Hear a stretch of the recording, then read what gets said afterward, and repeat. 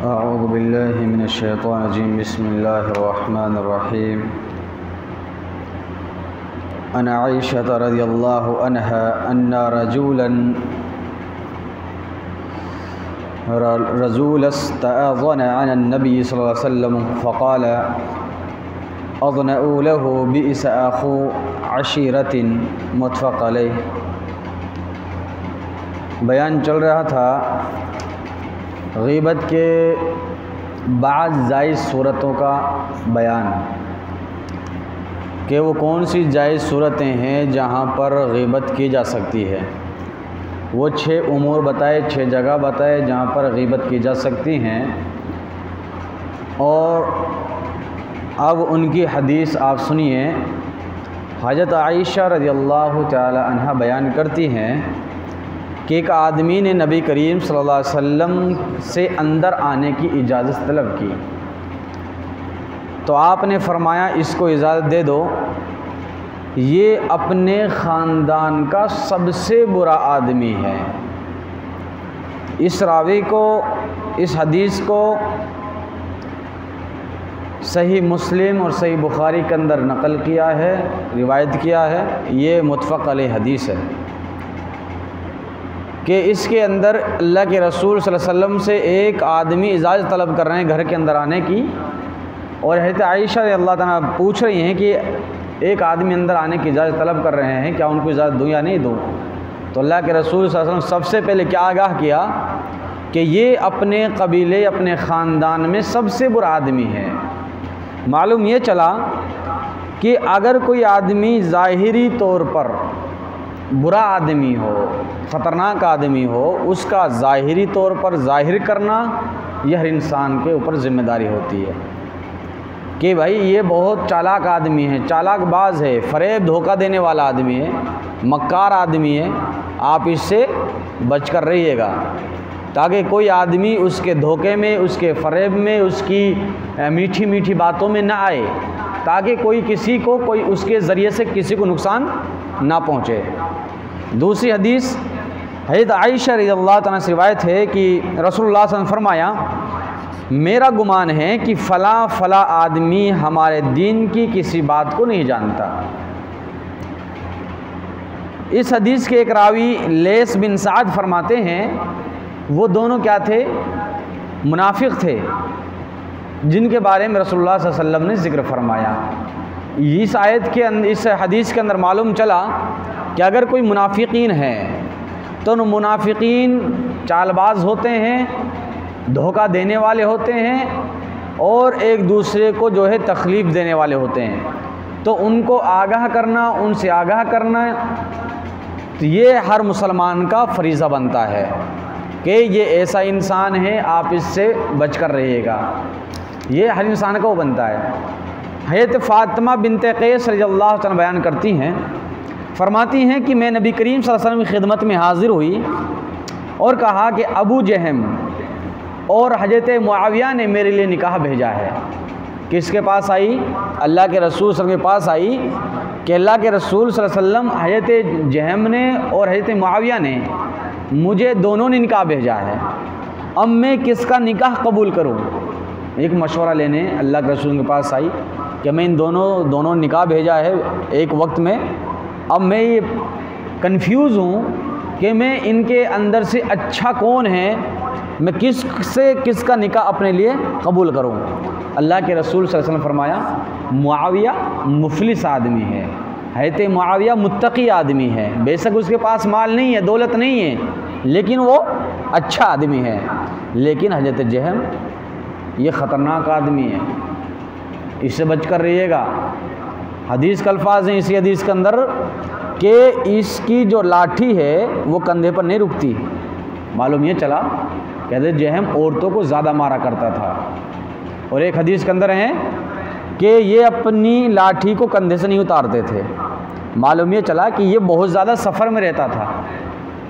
तो इसकी अल्लाह के रसूल सल्लल्लाहु अलैहि वसल्लम ने जो इसके अंदर कमी थी उसको ज़ाहिर किया, कि इससे बचकर रहेगा, ये औरतों को ज़्यादा मारता है, ये ज़्यादा सफ़र में रहता है, लेकिन हज़रत मुआविया मुत्तकी मुफलिस आदमी है, अच्छा आदमी, आप उनसे निकाह कीजिएगा।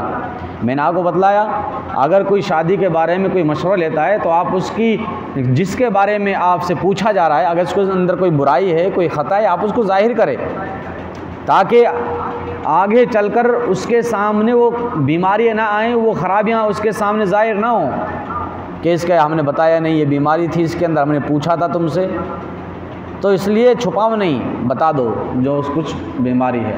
लेकिन अगर ज़्यादा आदमी कहता है जो उसके अंदर नहीं है, वो बुहतान है, और बुहतान बहुत बड़ा गुनाह है, बुहतान बांधना। और एक हदीस है, हज़रत ज़ैद बिन अरक़म रज़ियल्लाहु ताला अन्हु बयान करते हैं कि हम एक सफ़र में रसूलुल्लाह सल्लल्लाहु अलैहि वसल्लम के साथ थे, उसमें से लोगों को बहुत सख्ती पहुंची, तो अब्दुल्ला बिन अबी ने कहा कि तुम रसूलुल्लाह सल्लल्लाहु अलैहि वसल्लम के साथियों पर अपना माल मत खर्च करो ताकि वो ख़ुद ही मुंतशिर हो जाएं। उसने कहा कि अगर हम मदीना वापस पहुंच गए तो यकीनन हम में से ज़्यादा इज़्ज़त वाला वहाँ से ज़लील को निकाल देगा। हज़रत ज़ैद फरमाते हैं कि ये बात सुनकर रसूलुल्लाह सल्लल्लाहु अलैहि वसल्लम के पास आया और आपको उसकी बात बतलाई। बस आपने अब्दुल्ला बिन अबी को पैगाम भेज कर बुलवाया। उसने पुख्ता कसम उठाकर कहा उसने ऐसा नहीं कहा है, उसने ऐसा नहीं कहा है। तो उसने, लोगों ने कहा कि ज़ैद ने रसूलुल्लाह सल्लल्लाहु अलैहि वसल्लम से झूठ कहा है, कि इसने झूठी कसम उठाई है, इसने कहा है, ज़रूर कहा है इसने। तो इस बात का लोगों को बहुत रंज हुआ, बहुत गुस्सा हुआ और उनके दिल में ठोस पहुंची कि हज़रत अब्दुल्ला इब्न अबी ने ऐसा कहा है। और अल्लाह सुब्हानहु व तआला ने इस सहाबी के लिए तस्दीक नाजिल की इस आयत करीमा के अंदर, इज़ा जाअकल मुनाफिकून।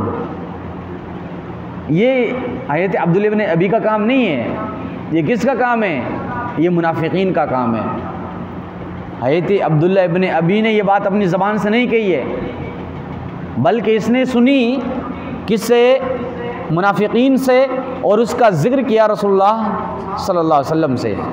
लेकिन अल्लाह के रसूल सल्लल्लाहु अलैहि वसल्लम ने मुनाफिकीन को बुलाया कि आप आओ, तुम्हारे लिए इस्तिग़फ़ार करते हैं अल्लाह रब्बुल आलमीन से। लेकिन उन्होंने मुँह फेर कर चले गए, पीठ फेर कर चले गए कि हम इस्तिग़फ़ार नहीं करवाते, क्योंकि अब ज़ाहिर हो गया कि वो मुनाफिकीन थे जिन्होंने अफ़वाह फैलाई थी। तो अगर कोई आदमी ऐसा है जो हमारे दीन को या किसी के लिए कोई बदगुमानी रखता हो या किसी को नुकसान पहुंचाने वाला हो, तो उसका वो फ़ैसला, अगर आपने सुना है कि ये आदमी ऐसा ऐसा जो है बातें कर रहा है के बारे में, आपको मारने का प्लान बना रहे हैं, आपको तकलीफ़ देने का प्लान बना रहे हैं, तो आप उसको बता सकते हो। किसको? जिसके बारे में प्लान बनाया जा रहा है, ताकि वो आगाह हो जाए, होशियार हो जाए। ये भी क्या है? गीबत के अंदर और बदगुमानी के अंदर शुमार नहीं है। हज़रत आयशा रज़ियल्लाहु अन्हा बयान करती हैं कि हज़रत सुफियान की बीवी हज़रत हिंद, और ये हज़रत मुआविया की माँ भी है।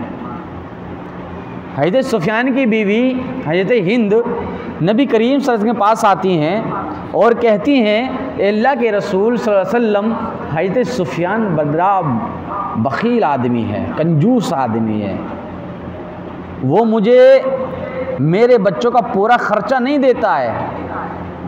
अल्लाह के रसूल सल्लल्लाहु अलैहि वसल्लम, मुझे ये बतलाओ मैं कैसा गुजारा करूँ, वो तो मुझे ख़र्चा देता नहीं पूरा। हज़रत अबू सुफियान, मैं क्या करूं? तो अल्लाह के रसूल सल्लल्लाहु अलैहि वसल्लम ने इरशाद फरमाया कि इतना पैसा,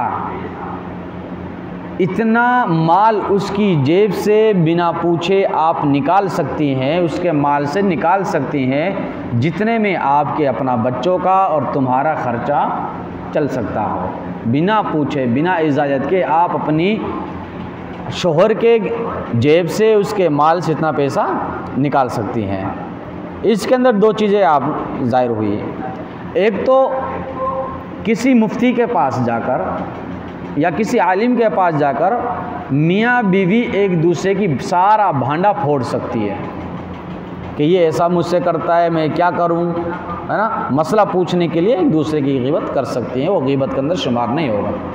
दूसरी कि अगर कोई आदमी अपनी बीवी के लिए फूल खर्चा नहीं देता है, खर्चा का मतलब नान नफ़ा होता है, खाना पीना कपड़ा सारी ज़रूरियात के काम होते हैं, अब इसको नहीं देता है वो आदमी, तो बख़ील है, कंजूस है, तो उसके लिए क्या हुक्म है कि इतना औरत बिना पूछे पैसा निकाल सकती है जिसमें उसका खर्चा चल सकता हो। ऐसा नहीं कि फजूलियात उड़ा रही है, बेफजूली खर्चा कर रही है, जहाँ पर ख़र्चा होना चाहिए था 1000 रुपये का वहाँ पर 3-3 4-4 हज़ार रुपये उठा रही है, वो नहीं है, ज़रूरत के मुताबिक। तो ये हदीसें उन के बातों की बतलाई हैं जो मैंने 6 बातें बतलाई थी कि यहाँ पर आप जो है गीबत कर सकते हो, उन बातों को ज़ाहिर कर सकते हो, लेकिन वो गीबत के अंदर शुमार नहीं होगी। अल्लाह सुब्हानहू व तआला से दुआ है कि इलाहुल आलमीन हमें सुनने से अमल की तौफीक अता फरमाए, इलाहुल आलमीन हमें गीबत जैसी मलऊन बात से अल्लाह रब्बुल हमें महफूज फरमाए, इलाहुल आलमीन हमें मुत्तकी और परहेज़गार बनने की हमें तौफीक अता फरमाए। इलाहुल आलमीन जब तक हम इस दुनिया के अंदर ज़िंदा इस्लाम पर ज़िंदा रहें, ख़ात्मा हो तो इस्लाम हमारा ख़ात्मा हो, आमीन। वाखुद्दाम अल्हम्दुलिल्लाहि रब्बिल आलमीन। अस्सलामु अलैकुम व रहमतुल्लाहि व बरकातुहू।